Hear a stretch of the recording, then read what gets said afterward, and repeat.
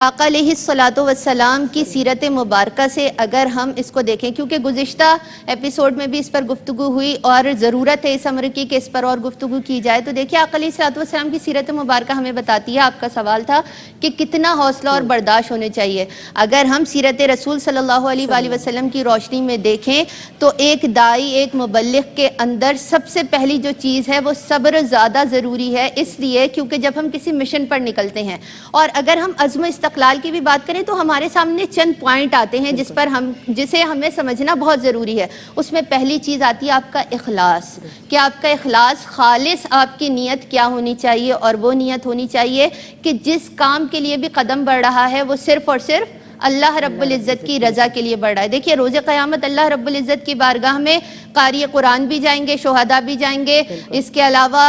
مبلغ بھی جائیں گے، داعی بھی جائیں گے، سارے۔ لیکن اگر ان کے اجر، ان کے سارے کام رب کی رضا کے لیے نہیں ہوں گے تو رب فرمائے گا کہ یہ سارے اعمال اکارت ہیں، اس لیے کہ تم نے دنیا میں لوگوں کی واہ واہ سمیٹنے کے لیے ان سے واز کیا، تم دنیا میں شہید ہوئے کہ لوگ تمہیں شہید کہیں، تم نے دنیا میں لوگوں کو دیا اس لیے کہ لوگ تمہیں دینے والا کہیں، تو آج میرے پاس اجر نہیں ہے۔ تو اگر نیت خالص نہیں ہوگی تو عزم و استقلال برقرار نہیں رہے گا آپ کا، کہ آپ اس چیز کو اپنے چلا ہی نہیں سکتے۔ اور پھر جہاں تک یہ بات ہے کہ حوصلہ اور برداشت، دیکھیے سرکار دو عالم صلی اللہ علیہ وآلہ وسلم کی سیرت مبارکہ ہماری رہنمائی کرتی ہے۔ ہم نے بارہا سنا آقا علیہ الصلوۃ والسلام نے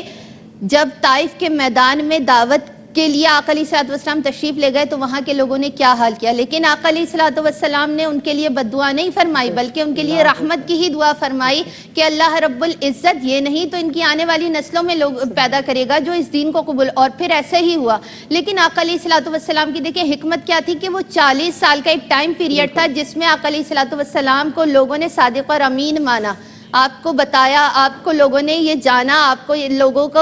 آپ نے یہ بتایا کہ اللہ کا رسول اتنا حسین وہ رسول کے جن کی ابتدا اللہ رب العزت نے تمام انبیاء سے پہلے جنہیں پیدا فرمایا اور اختتام آپ پر کیا کہ آقا علیہ الصلوۃ والسلام کی وہ سیرت مبارکہ کے لوگ اس کو دیکھ کر چلتے ہیں۔ اور پھر اگر ہم یہ دیکھیں تو اس کے بعد ہے کہ جو علم ہم لوگوں کو ڈیلیور کر رہے ہیں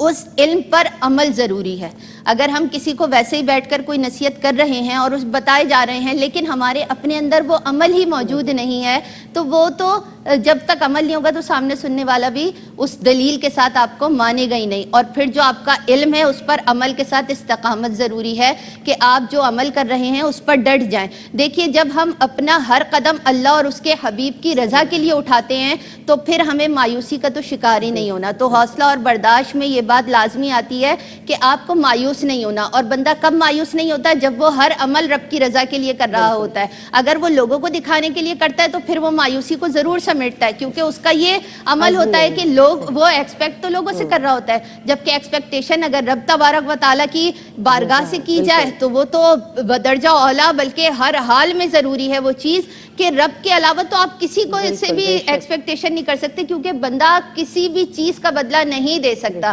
رب نے جس کے لیے جتنا اجر، دیکھیں نیکی کا درجہ 16 سے لے کے 766 ہے، اور جب نیت آپ کی خالص ہوتی ہے تو بہت سارے لوگ ہیں جن کا عمل سیم ہوتا ہے لیکن ان کے اجر میں فرق ہوتا ہے۔ وہ فرق صرف آپ کی نیت کی وجہ سے آتا ہے کہ اگر نیت خالص ہوتی ہے تو وہ عمل اسی طرح بڑھتا چلا جاتا ہے۔ ایک عمل کا کسی کو ثواب 16 درجے مل رہا ہے، کسی کو 116 مل رہا ہے، کسی کو 766 مل رہا ہے، کسی کو اس سے بھی زیادہ۔ اور پھر جو رب کی راہ میں نکلتا ہے تو رب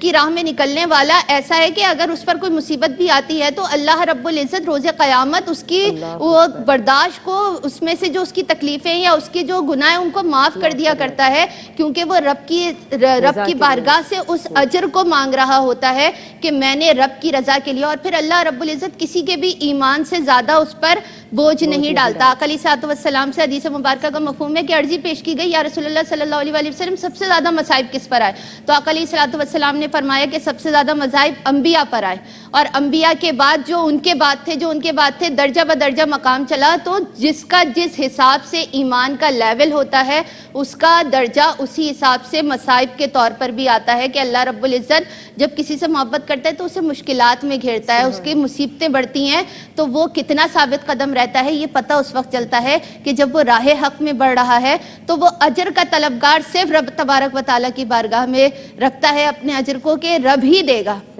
چاہے اسے کانٹا چبھے، چاہے اسے کوئی بھی تکلیف پہنچے۔